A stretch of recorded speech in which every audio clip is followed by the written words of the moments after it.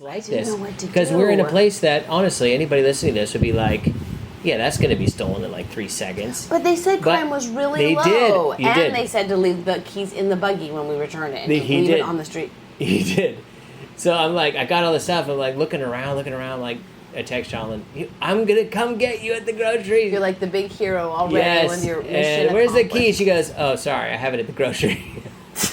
I So felt thankfully bad I about had it starred on my map. So I just went, la, la, la, la, Yeah, la, you just- walked right down through the neighborhood, and I was there in, 3 minutes. And I was late, like gathering all my food, and so you helped. You gave me the carried key. a bag You gave and me the the key. I and went you all the way walked back. with Ollie. Ollie's such a trooper. Got the buggy, which was barely starting still. I know, it was drove gonna all be the in way. trouble. Drove all the way to the that 3 minutes over to the grocer, parked in front. So by that time, I have like We what, loaded 6 it all. bags? I mean, and they're This huge. is so funny. You guys got to listen to this.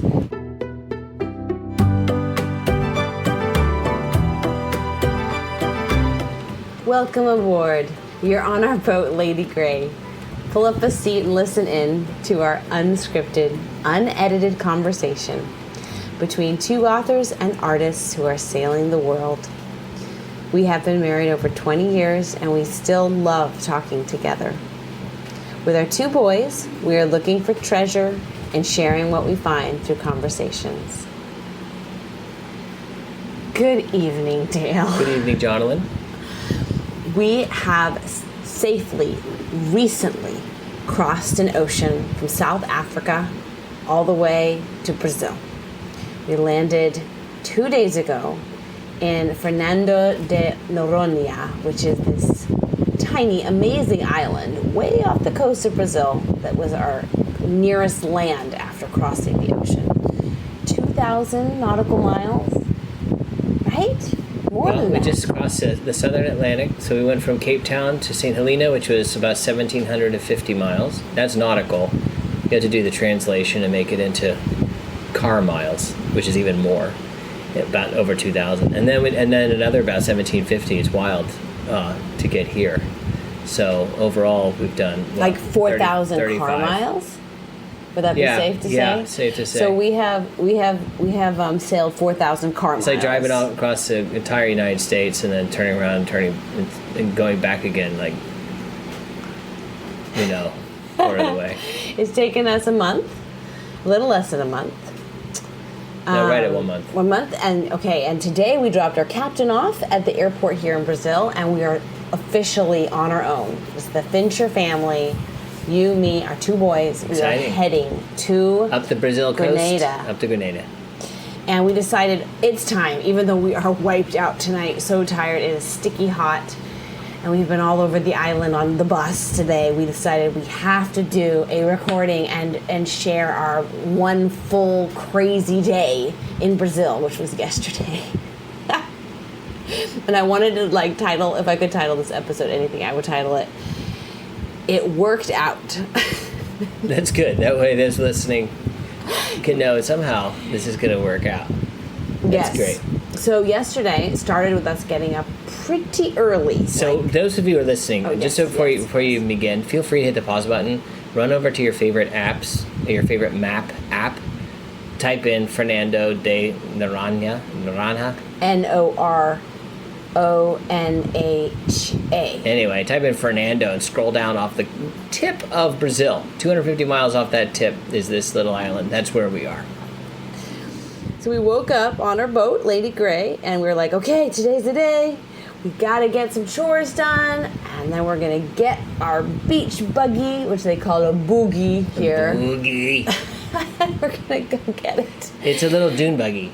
And everybody drives Americans them that all do over the old cobblestone streets and the dirt roads that are washed out all over this little island. And a nice pavement. Yep, of 3,000 people.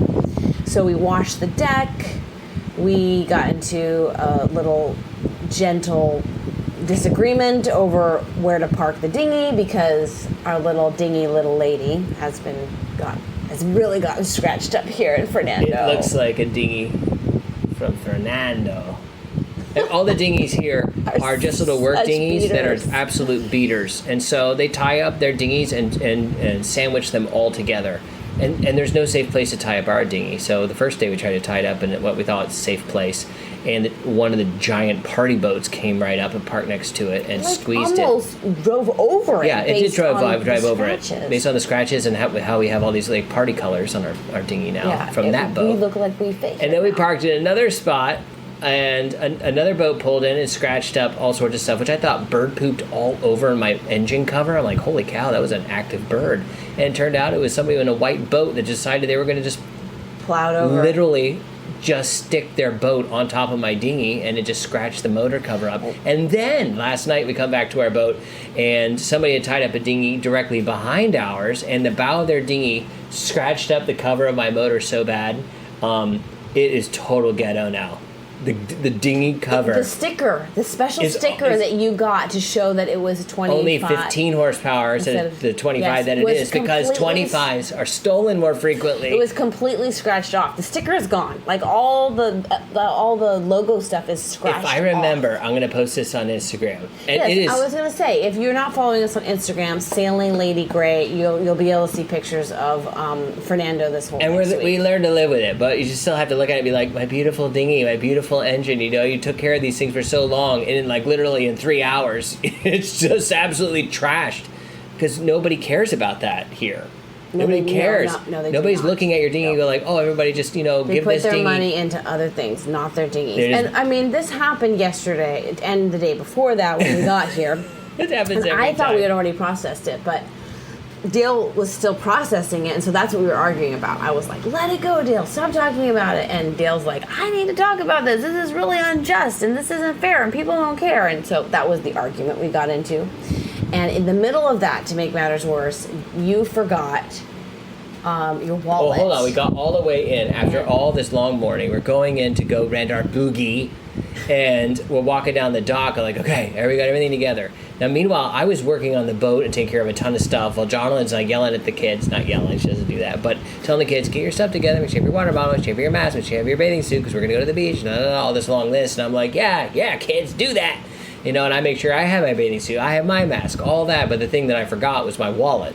So we get on the dock, we're walking to and your driver's license, which isn't it's in the driver's license, the whole thing. So anyway, and your money, it was all in my wallet. So we're walking there, and I'm like, I forgot my wallet. Shoot! And we're like, ugh, and I'm trying not to be really ticked off. Like, come on, Dale. But it's not that far. It's only like a 15-minute ride back. And so Dale goes to get his untangle wallet. our dinghy from the dinghies, get my wallet, come back and retangle my dinghy with the dinghies. Yes. You go with Finn, and then I stay with Ollie. And Ollie and I decided we got a cocoa, and we got it drilled to have coconut water while we hung out in the immigration air-conditioned office. I mean, it's crazy sticky with Marcos, hot here. Super nice guy. Yes, Marcos was very kind to let us stay there. And so we're hanging out, we're waiting. I found a really cool new shirt for Ollie, sipping on our coconut, making friends with the shop owners. Finally, Dale gets back, and then Marcos offers you another coffee, a delicious sweetened these little Brazilian coffee. In a cute little tiny demi cup. I know, it was like a doll cup. So, of course, Dale accepted that because he's such a coffee lover. And then finally, the boogie arrives from Zuzu. And Zuzu is like, do this. I mean, everything he's telling us is in Portuguese. Like, no one's speaking English to us, and we're like trying, like, so you know what I do when I'm talking to people here is I just kind of like relax and let their words wash over me and just try to read their body language about what they're saying. But unfortunately, I couldn't tell he was saying fill up the gas tank before. Were you there when he was explaining this? Yeah, he was. Yeah, he said you need 10 liters of fuel. Yes. And that's about all you will need to drive around the island. And actually, I was not there. I was not there when he was explaining that. He explained a ton of stuff to me, and everything else was great. It was all in Portuguese. How did you understand it? No, it was a little bit of broken English. There's a little bit of Spanish, a little bit of hand motions and all that. Okay. And anyway, I want to say, in every other rental I've done in the long history of my life, it is always that they bring a vehicle to you with fuel in it, and then you replenish the fuel when you're done. In a lot of places, they bring it full, and then you just top it off and make it full when you return it, right? Yeah, that's Some places standard. in South Africa, it was, do you see that it has a quarter tank right now? Yes, you bring it back with a quarter tank right now. I'm like, well, okay, I'll do that. So you feather in your quarter tank at the gas station and you get it just right. Well, here, it turns out, he was telling me when you leave, stop at the gas station. You're going to need 10 liters to drive the buggy today. I thought he told me when you're done driving around the island, put 10 liters in it before you return it.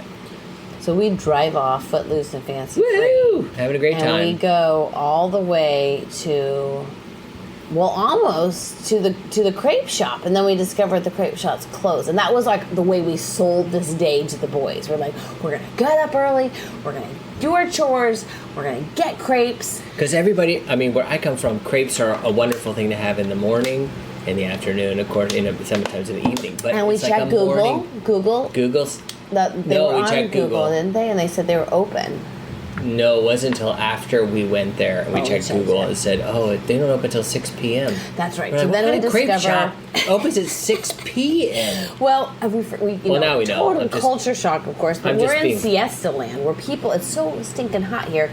They just sleep from like 12 till 2 or 3, and then they get up, and then they don't even have dinner till 8. Let's back up. It's not stinking hot. The high is 70, it's 81, but and the low is 79. But the humidity is off the charts. The middle of the day is the typical this type part of the world kind of time. It's part of the culture. They all have a siesta. It's a Mediterranean kind of culture.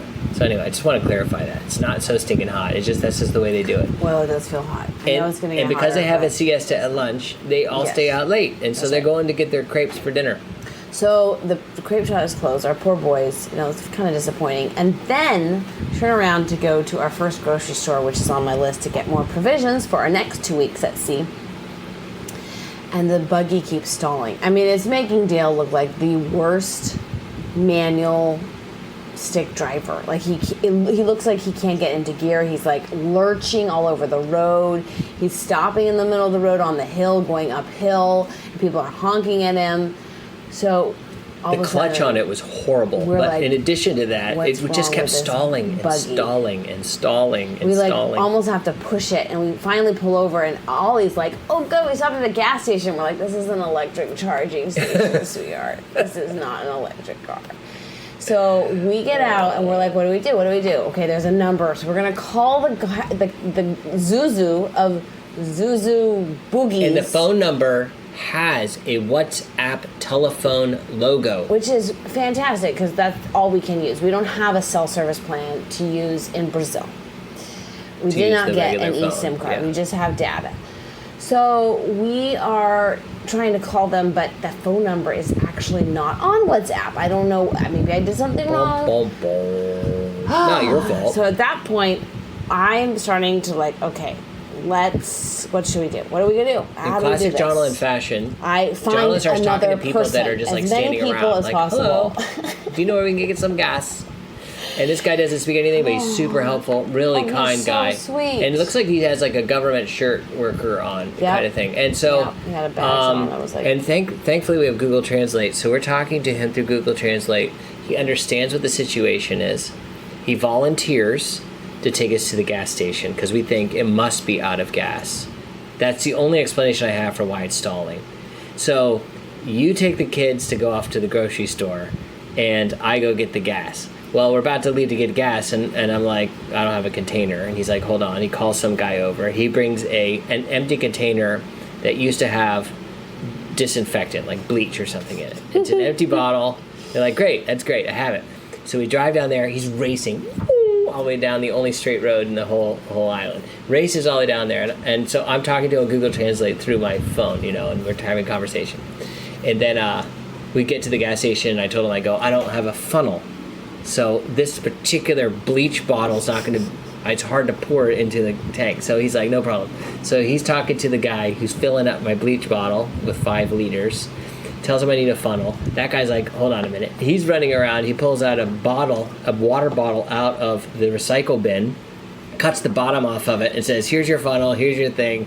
I pay for it. And we race back up that's the only straight road on the island. get back to the place. So does the Good Samaritan guy take you back to your car? He took me. Oh yeah, took me all the way back to the car. I thought you rode the bus back. That explains why you got back so fast. Totally. And he's like, he goes, I'll take you back. We were like having this conversation even when it was done. I'll take you back. I'm like, okay, great, cool. thank you. So I get back. I'm gonna hand him, in their money, $100 reals Brazilian, which is roughly a little over $15. I pull out $15 because where I come from, $15 is a proper amount for somebody that just drove you to the gas station back again and took time out of their job. He's like, no. I go, no, thank you so much. I'm typing into Google. You've really helped my family out a lot by giving me this. He goes, no money. And then he says in the Google Translate, if you need anything, everyone on the island will be happy to help. And he's completely right, because while you were doing that, I saw... Okay, I have to get to the grocery store, but I'm in the wrong spot for the grocery store, so I have to get on the bus again and find the grocery store. You got on the bus? So I got on the bus and went like a block backwards from where the actual grocery store I wanted to go to. I didn't even know about And then this. I get off the bus and I walk up that block again. The block we did tonight when we went to the to the crepe place. I did that with the boys, and I'm like, I'm sorry, boys, I'm in the wrong spot. So we're waiting at the bus station to get on the bus, and Finn and Ollie's like, oh, look, Mom, look, there's that crepe place. I'm like, yeah, I know, but it's so close, love. And he's like, all of a sudden I look up and I'm like, oh, the pharmacy. We have to get to the pharmacy. We have this drug we have to get for seasickness. So I traipse across the street and get into the pharmacy, pull out my prescription. The woman instantly recognizes it. No questions asked. All she does is look at it, grabs the medicine, plops it down, and I see how much it is. She tells me. And I said, is these, what kind is this? And she gives me instructions. I'm like, these are even better. I'm like, how much is this going to be? They're like $1 a pill. They're so much cheaper. So much cheaper. Incredible. And so I come out with all my 100 pills for seasickness to get us all the way across. And I'm so delighted. And then I'm like, okay, great. We got everything we need. Now we're going to go to the grocery store. So I'm like, how do I... look on your map to see where the grocery store was? Well, there were so many grocery stores. I didn't know which one. I was the one that started. Yes. When we found and it, I started another one, and the other one was like way down, so I had to take the bus there. So I took the bus one stop. Again? No, just that time. That's why I did that. It costs I know, $1 I every time you get on the bus times 3. And that's why I was like, I'm not taking the bus $3. back up that hill. So we're gonna walk up the hill. So walk up the hill, and then I'm like, okay, we have all these backpacks with our swimming stuff, with our snorkel stuff. We can't just schlep this all the way to the grocery store, because then we have to carry all our groceries back to this broken down buggy. So I'm like, okay, just take all the stuff out that you don't need. And Ollie's like, I don't want someone to steal my snorkel mask. I'm like, nobody wants your snorkel mask. Just stick it in the car. Don't worry. We're just going to tuck it all under these seats. Nobody's going to steal it. And I'm like, but I better take the buggy key, because I don't want them to steal this guy's buggy, even though it doesn't seem to be working. It has no gas, which is stupid. I didn't even think of that. I can't even get it to steal it. But anyways, I took the key. I stuck it in my backpack. We have all our bags. We marched down the street to go to the grocery store. Which literally was like only a 5-minute walk away. It was so close. Yeah, it was close, but it ended up being like a 20-minute walk because of the bus. Oh, totally. So then we get to the grocery store, and I'm going crazy because they have so many wonderful fresh fruits. And that is rare around here. I'm like, eggs, they have eggs. So I'm pouring these tons, 20, 30, 40 amounts of fruits and vegetables into these bags. I know. Meanwhile, I get a text from you. Yeah. And you're like, I got the gas, I'm at the buggy, where's the key? I filled it up. I filled up the buggy. I found a trash receptacle, threw in my bleach bottle. And I look in the back and I see, why are our backpacks just sitting here? There was no money in them. I took all the money. No, I know, but the backpack itself is worth more than all the contents in it. It was just one of those why is this like this? Because we're in a place that, honestly, anybody listening to this would be like, yeah, that's going to be stolen in 3 seconds. But they said crime was really low. And they said to leave the keys in the buggy when we return it. And leave it on the street. He did. So I'm I got all the stuff. I'm looking around. I text Jonalyn, I'm going to come get you at the grocery. You're like the big hero already with your mission. And where's the key? She goes, oh, sorry, I have it at the grocery. So thankfully I had it starred on my map. So I just went, la, la, la, la, la, walked right down through the neighborhood, and I was there in, 3 minutes. And I was late, gathering all my food, and so you helped. You carried a bag and the key. I went all the way back with Ollie. Ollie's such a trooper. Got the buggy, which was barely starting still. I know. Drove all the way to the that 3 minutes over to the grocer, parked in front. So by that time I have 6 bags. I mean, and they're This is huge. so funny. You guys got to listen to this. I show up and Jonalyn's at the cashier filling a bag with produce. She pays. I'm like, great, we're done.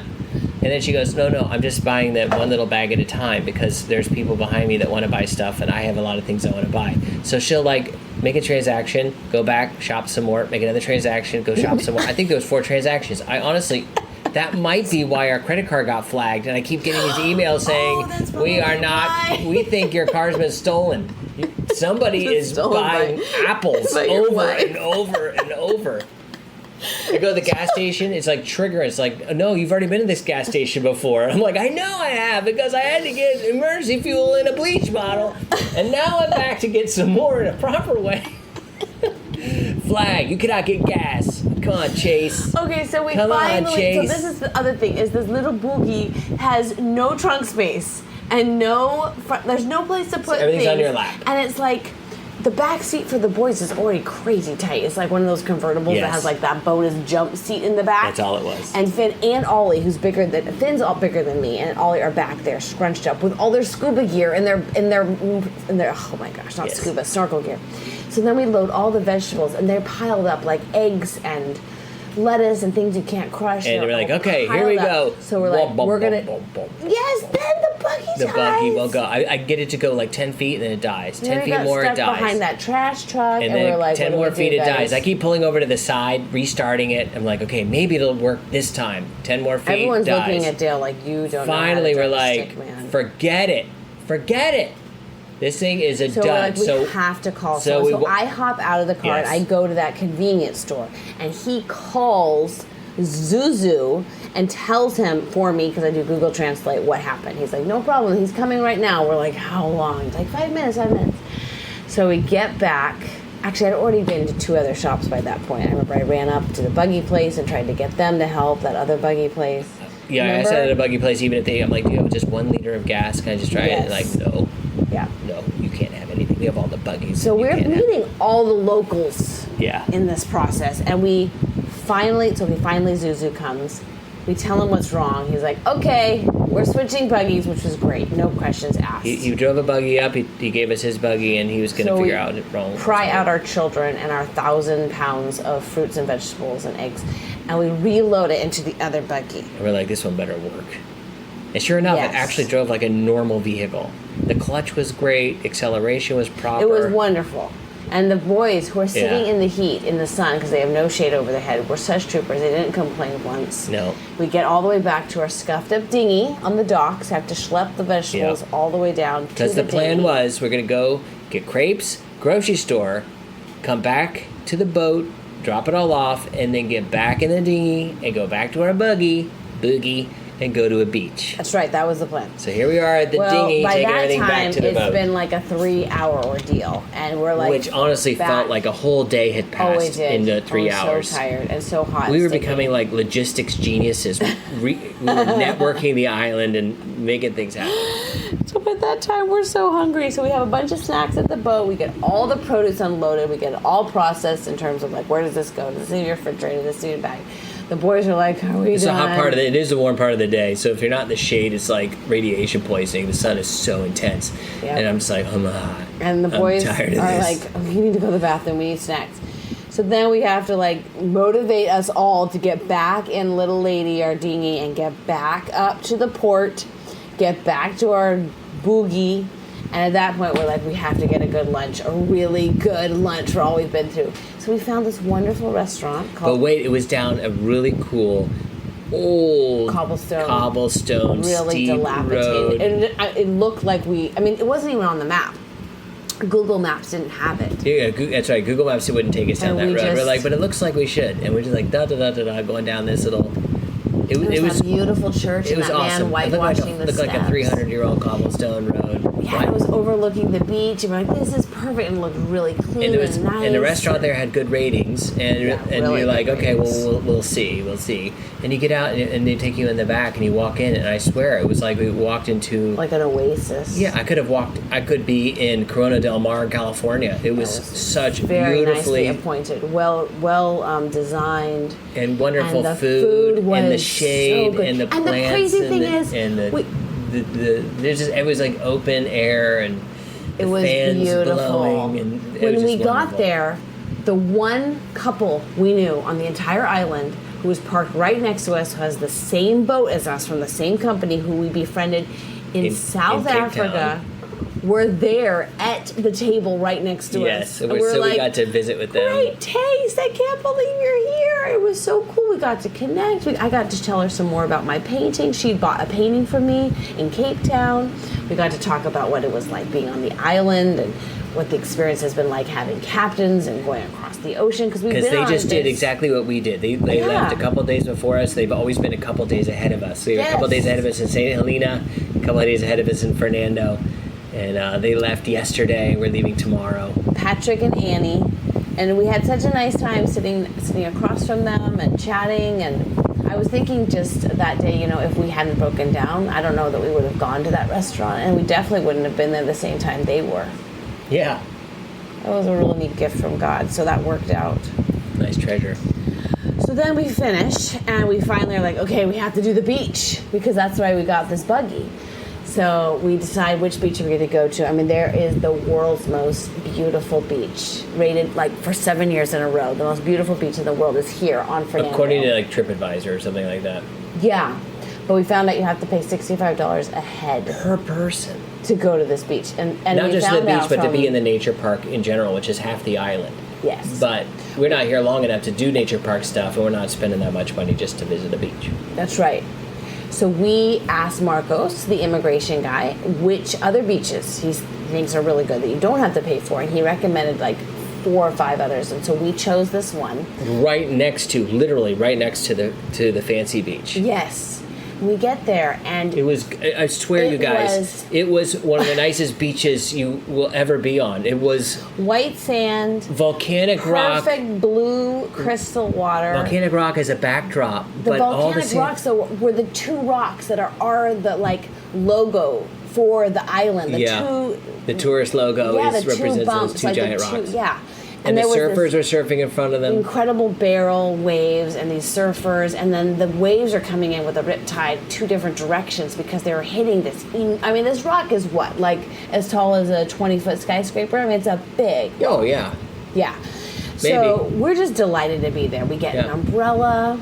We sit down and we're like, let's go. And Ollie is all over it. He's ready to go. He's out in the water before we can even get all changed. And we're changing behind towels. We're holding towels up for each other. Yes. So you can which is funny because we're in Brazil where everybody looks like they're half naked. Not half. I don't think we've seen this much skin ever. It's like going from South Africa to Brazil. But it's kind of funny because most of it is comical, and it's a really great way to introduce our boys to human anatomy. Especially teenage boys. Well, Finn learned the word cellulose here. He wasn't sure, what are those things on people's legs? Are these women's butts super muscular? Is that really strong? No, it's the opposite. Oh.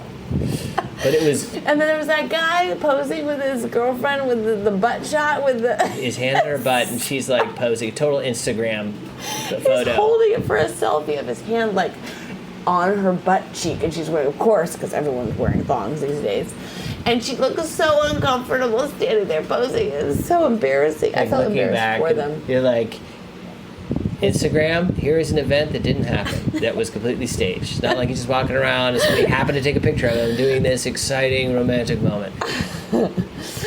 So meanwhile, the boys are in the waves. I go out to the waves. I lose my Maui Jim sunglasses. This huge wave just knocks me over. But that was when I realized, dang, these waves are rough. And there's no signs. And if there are, we can't read them. And I start to notice that Ollie is drifting closer and closer to that big volcanic and rock. Ollie, when he's out in the ocean, in the water, Ollie in general has, unlike the rest of the family, has very little awareness of the danger that he's in. at any time, anywhere we are. He will throw himself into anything. He'll be like, dude, you're going to like break your neck. Oh, I didn't know that, all the time. So when he sees the waves, he sees the ocean, he's like, oh, how far out can I go? I'm like, dude, the waves are above your head and you're only like, 20 feet in. Dad, how high can I wade into? As high as the waves, as high as the water on my waist, or the waves at my waist? I go, waves at your waist. If you're out there in the water up to your waist, the waves are well over your head. You're shark bait. What are you doing? You don't even have. I'm like supervising him from a distance. I'm watching him. I mean, I cannot take my eyes off of him. He is a dangerous soul, but he's living in the moment. He has no idea. He is just living in the moment. I wish we could all be that way. But the laws of physics and the nature of reality keep showing up. When we had to go to the emergency room last month in South Africa because of our sweet. I don't think people even know about that. Well, we won't talk about it because it's his private story. So, anyways, Finn has the GoPro and he's taking amazing shots, but he's drifting out. Finn's even further out, and the surfers are just beyond him. Finn does have his flippers on though, and Finn's a strong swimmer. He is a strong swimmer, but Ollie is not quite as strong, though he's strong for 9. Did he have his flippers on at that time? He has flippers on, but his mask off. So I'm holding my mask and his mask because we keep getting knocked off trying to get into the waves. Because we thought, we'll just get... Because often you could just get beyond the waves just a little bit. Usually you could just be on the waves and then you could snorkel over on the rocks. That was the plan. But the waves were hitting so hard, and the more we were going, the undercurrent, riptide, was so strong, pulling that... There was like a shelf. So we're standing on sand, and then I couldn't touch. And Ollie's there with me, and we're getting pounded by waves and getting sucked under, pounded by waves, sucked under, pounded by waves. And that's when I was like, we're in a very dangerous situation right now. No lifeguards. No lifeguards anywhere. I'm like, Ollie, we have to get to shore immediately. So whenever the wave went past us, pounded us, I'd get Ollie and I just throw him forward towards the beach. I'm trying to find a footing. Anytime I can like touch a rock or anything, I'm just pushing against it and throwing him forward. And it just got to a point he just kept falling back to me. And I'm like, no, go forward. You got to swim forward. And he's falling back to me. And I'm about 50% exhausted now. So I know I have reserves, and I'm going to be pushing the rest of the time. So I finally got a little bit of footing and started going towards the water. And instead of throwing Ollie at this point, I have him just pinned against my side. You had your arm like under his armpit. A dead fish. No, I know. When I saw you carrying him like that, I was like, something's wrong. And he just lets me. He's just being limp right there, letting me pull him in. Yeah, he was and I was able to get a footing and be like, I'm using all my energy right now. Now that I can stand up, and I'm going to go. The wind, the water's pushing us and pulling us, pushing us. But I made it all the way to shore and set him down and be like, we are not going in anymore. Yeah, it was very scary. And so we walk all the way back, explain the situation. I have to sit down. I have to You were recuperate. so wiped out. And so Ollie's like, I want to go back in the water. I go, you cannot go over there where we were. That is a bad spot. There's a reason those barrel waves are doing what they're doing. The surfers are over there. You can go down here on this other area, which is a little bit more tame, slightly. You cannot go in above your waist. The wave height. Next thing we know, he's already... Next thing I know, he's up to his neck. And I'm like, Ollie... But then we set him out with a sand castle. We came back. There was an enormous hole he was in. So that was great. He came back, and I told Jonalyn, let's go for a walk on the beach. So we went for a nice... Oh, it's beautiful. It's like a half-mile beach. Beautiful. Framed by beautiful potentially volcanic with sharks cliffs. in the water, too. There was also these people announcing there were sharks in the water, What's up with those people, the shark people out there with the pavilion? Let us teach you about shark education. Okay, here's a shark head. Wow, looks dangerous. Here's some shark teeth. Wow, looks dangerous. Oh, there's a lot of sharks out here in the water if you want to go swim out and look at them. Also, Also, well, go to Fernando. Also, keep your distance. And... So then we've had this wonderful experience on the beach, lots of danger and laughter and sadness and losing my glasses and also almost losing our lives. And honestly, I reviewed that scene so many times all afternoon into the evening. I'm like taking a shower, getting all my, this sweaty saltiness off of me after a full day. And I was like, what if I didn't go? What if I didn't swim right there? What if it was like, Finn and Ollie, just go out and snorkel on your own, it'd be great. What if I didn't? What if I didn't? I'm just going through all the what ifs. God sometimes just has you want to go out and you're there because you need to save a life. And I'd like to think that maybe one of the surfers would see my boys out there, you know, and would swim over and help them. But why would they see it? They're out there to have a good time. I don't know what would happen. That was the scariest I have been, you know, on a beach before. And I've known people to drown in riptides. And you don't want to be caught in that. And I was shocked how quickly it happened. And I could have gotten out of it fine, myself. But once Ollie was there, I'm like... And you were in. It became just... Finn was still out there. Yeah, I wasn't even worried about Finn. Out. I just told Finn, I go, I got to shore. And I knew Finn could make it. He's a big kid. He's a big kid. He knows how to swim. But, holy cow. Anyway... That was very scary. We just thank God. Thank God for his mercy. Yeah. So then we walk back and get in our buggy. So by the time we get to our buggy, we're pretty wiped out. And then I asked to stop by a grocery store on the way home. Yes, because he said, there's one more item I didn't get a chance to get at the other place. Because even when we left the other place, the fruit vegetable stand place, that long story we just shared, you said, I got everything I need for our provisioning. Yeah, I did say that. And it was like, oh, awesome. I'm so glad we got it over with in just one spot. And except one thing, I want to get this stuff to make tacos. Yeah, masa. I'm like, great. So on the way back, I'm going to stop and get masa at this one store. I'm going to see if they have it. Brazilian masa, I'm sure they have it. They do tacos here. And so I'll get that, and I'll just pop in and pop out because we're all tired. Like, that's great. Go ahead, tell the story. While I'm inside, you know, working as fast as I can with Google Translate and talking to the people and trying to find what I need, I'm also navigating a play date for Finn to connect with his best buddy Sawyer in Colorado and navigating the time zone and trying to get them to connect a little later because we thought maybe we could get pizza before we head back. And I think that was when the military police came behind you, right? They pulled up? Yep. Do you want to tell that part? Because I wasn't. Well, they just pulled up and turned on their siren, and the boys and I are sitting in the buggy, and Ollie's like, Dad, what? The police. I turn around and look, and the police guy, he's looking at me wagging his finger at first. I was like, you know, you're doing the wrong thing. And I'm like, I just parked in front of the grocery store. I thought this was a parking spot. I'm in a buggy. Yes, I look like a foreign tourist. But then he's like, no, he meant, no, I'm not talking to you. Thumbs up, you're fine, and he was goofing off with these other guys because we're inside this, I don't know, it turned out to be a small military installation or something. I think that's where, like, the military police barracks so were. We're like, picking up the guys. We almost got arrested, man.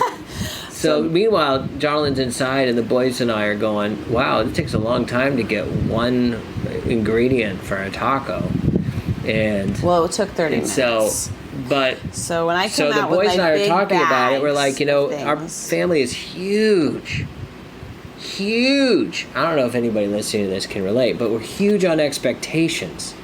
So when you say you're going to do something, everybody locks in on that expectation. Yeah. And if it doesn't kind of pass the way it is, everybody starts to get really agitated. There's nobody in our family is it's go with the flow, man. It's just amazing, you know. No, maybe Ollie. No, not even Ollie. So we're like, why is it taking so long? And so boys and I are having this conversation with, okay, Mom is doing us incredible service by getting the food we need. And she makes amazing food on the boat, honestly. I honestly think she could have a cooking show or teach a lot of sailors how to cook well. And we just, you know, started the sailing life. And there's a lot of people who've done this a long time who do workshops on it. But seriously, what is happening on our boat and what Jonalyn has dialed in, she started dialing it in on land for the last, 3-4 years. How am I going to do this? And she's totally pulling it off. Our captain is like, I've never eaten this well on a boat before. This is amazing. We have great pictures. We had everything from sushi to organic chicken and beef and awesome curry, and you know what all the words are that what we had. It was just amazing. I'm just, we marvel at every meal is incredible. So we're like, okay, so they're talking to the boys. This is what it's like. Mom is doing all the service. But It is difficult because you have to affirm the frustration. It is difficult to trust when somebody tells you an expectation and they're not delivering on it. So next time mom says, I just want to stop and get one item, we have to not take her word for it. We have to be like, either, no, we're not going to stop for that because we don't have 30 minutes and we want to sit out in the car waiting for you. Or, okay, mom says she's getting one thing, but we know it's not true. She's going to go in, she's going to talk to people, she's going to make best friends with 4 people, she's going to have a great time, and then she's going to come out with like 30 things. And when she comes out with 30 things, she'll be like, you guys, I was shopping for you. Aren't you excited? I got this, and this for the boat for the next 2 weeks. I'm like, well, yeah, of course we're excited about that. Of course we are. But the expectations are not met. And it's also the dinner hour for all of us. So we're hungry. Where the heck's mom? She probably was kidnapped by some Colombian drug dealers. I have no idea. Colombian. And then, at the end of that conversation, we've been sitting there for 30 minutes, Jonalyn comes walking out, and she goes, does your credit card work? Mine's been declined. Like, how many times did our credit card get declined today? For the love. It probably was because and of she that. goes, and there's a line behind me. It's because of what? Because I went and shopped 3 times and did 3 transactions. It probably was. I just JP put Morgan that Chase is like these little security guys over there in their office in someplace in New York. Did you see the transactions coming out of Fernando de Noronha today? We have a customer. I think the credit card's been stolen. Nobody does this behavior. But Jonalyn does it because she's polite.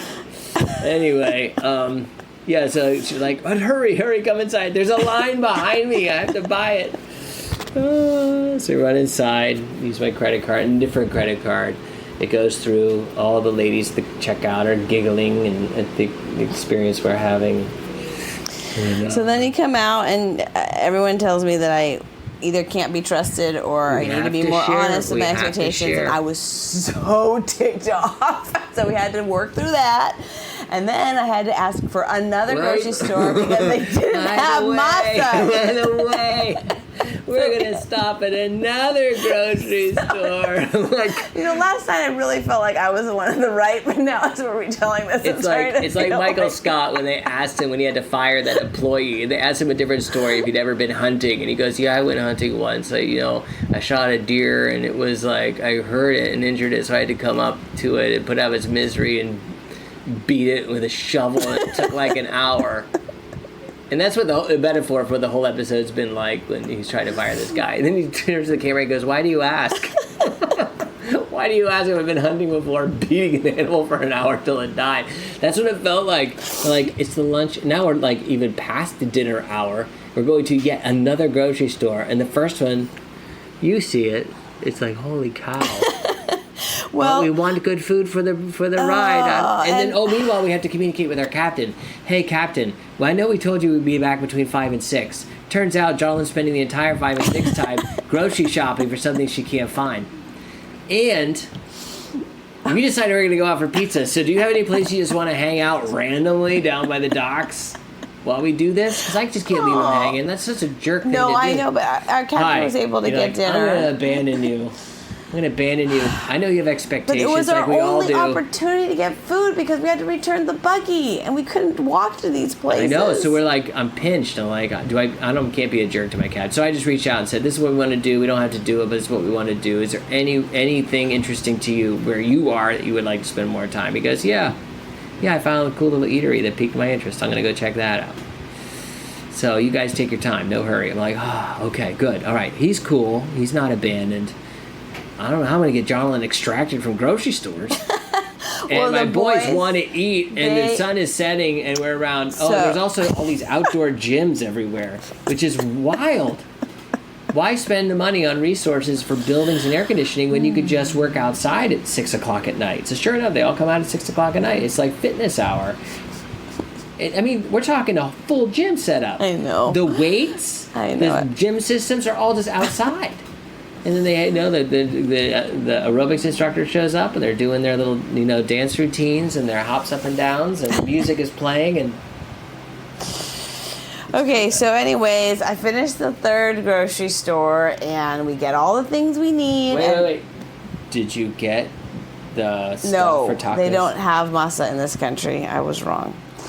So it was Wow. a failed errand in that respect. Well, I look but forward to everyone enjoying got all the things you all did buy. delicious things for our family. Charlotte keeps saying she's bought us all Christmas presents. Also, I bought Christmas presents. And then we decide, we do want to get pizza. So we find a pizza place, navigate us there successfully. We park right in front so we can watch our thousands of bags of produce and grocery shopping stuff so nobody steals them. Not that anybody would steal it on this tiny island of 3,000 people. We eat the most amazing, delicious pizza. We get back in the buggy and we drive to the port. It's dark now. And we have to take all our groceries to Little Lady and extricate the dinghy from all the ropes and all the dinghies all around it in the dark without a flashlight. So we have to use our cell phones. On the way down, I trip pretty badly. And if I wasn't holding Ollie's hand, I would have eaten it and probably crushed half of the groceries. But I was holding Ollie's hand, even though he said I twisted his wrist so hard. I did not fall, but I did twist my ankle a little bit. And then we're getting in the dinghy. It's so stinking precarious. I completely eat it, like face forward. You did. You fell forward. Honestly, you fell forward like the way a woman in a Christmas cantata is acting like they're falling forward when they see the angel. And they're like, and they fall forward in this like graceful way with their legs crossed, holding their body up and shunning their light. And like you fell forward like, felt Mary. like slow motion. Like, what is that? And I said, don't worry, she's not drunk. Or she didn't drink anything. I was so grateful. I could have really hurt myself. But I didn't get hurt, amazingly. The dinghy is the only thing that gets hurt at the dinghy dock. Oh my gosh. No humans. My foot had caught and my sandal had caught like a rope. But anyways, then we have to hold our cell phone lights up to get, we have no light. So we're navigating, the waves of the ocean to get back to Lady Grey. And we can't see her. We can't see her anywhere. We just see one sailboat, which is Annie. We see one lit mast up, and we're like, against the sky. Where did Lady Grey go? I seriously thought she had floated away. It was a very scary moment. So did I.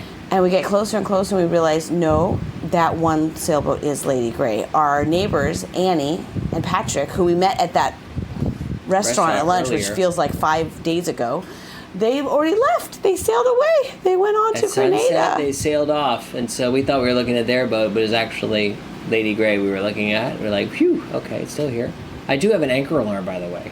People would probably like to know that. They're like, how do you know if your boat's still there? That is good. Yeah, I have it's an anchor alarm that is synced from a phone on the boat to the phone in my pocket. So if anything goes wrong, the phone on the boat will tell that phone, and we can rush back.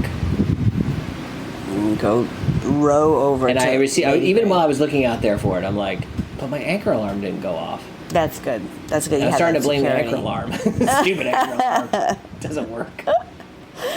So then we get up to Lady Grey. We unload all our groceries. Everybody gets in back. We meet up with our friends online for our we met our play captain, date. By the way. We did meet our captain at the dinghy we met our docks. captain. Everything came together. He helped us get our dinghy all situated, and we had a wonderful evening unloading, putting all the groceries away, and just showering off. Oh my gosh. That cooling was off. An incredible, full, wonderful, typical, this is what it's like, treasure-filled day. We wanted to share it with you because we want you to know that this is how we find treasure in new places and new faces. And these are the things that will create the paintings that I'm going to watercolor, and this is what will create the backdrop for the stories. Finn will animate on his YouTube channel, and this will create the poetry and the short essays that Dale will write for tracking our tracking log, and the poetry that forms the backdrop of our reels and videos we make on Instagram and Facebook. And I wanted you guys to know that it is not all rainbows and daffodils, but it is pretty amazing to live this life on a boat, discovering new lands. And we love, love, love sharing with you, but we love even more hearing from you. So if you have a question or if you have a feedback for us, please reach out. You can DM us on Instagram or Facebook at Sailing Lady Gray, or you can email Dale, and I'll get that too at hello@dalefincher.com. And any final things you wanted to say, my I love? want to say I never even knew of Fernando de Noronha before we arrived. Me either. And so many things we heard about it were like, nobody speaks English here. And it turns out, like, I don't know, 40% of the people we talk to at least have some level of broken English. They do. The more time we have spent here, the more interesting it becomes. So it's definitely a place to put on your radar and possibly visit one day. I'd love to come back. A lot of it reminded me of Costa Rica. All right, that's it for now. Thanks for tracking with us. If you get this and it's before Christmas, you can pray for us to safely sail to Granada. Our goal is to get there before Christmas Day. And we'll catch you next time on Lady Gray.